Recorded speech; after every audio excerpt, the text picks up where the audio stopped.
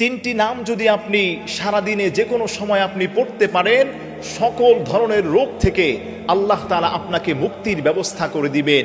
এক নম্বর হচ্ছে ইয়া নূর, ইয়া নূর, ইয়া নূর।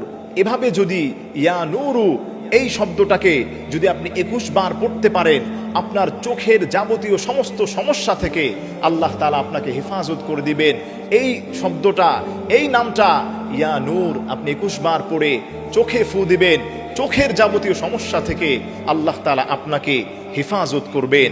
এরপরে 2 নম্বর হলো আপনি পড়বেন ইয়া আলিমু, ইয়া আলিমু, ইয়া আলিমু।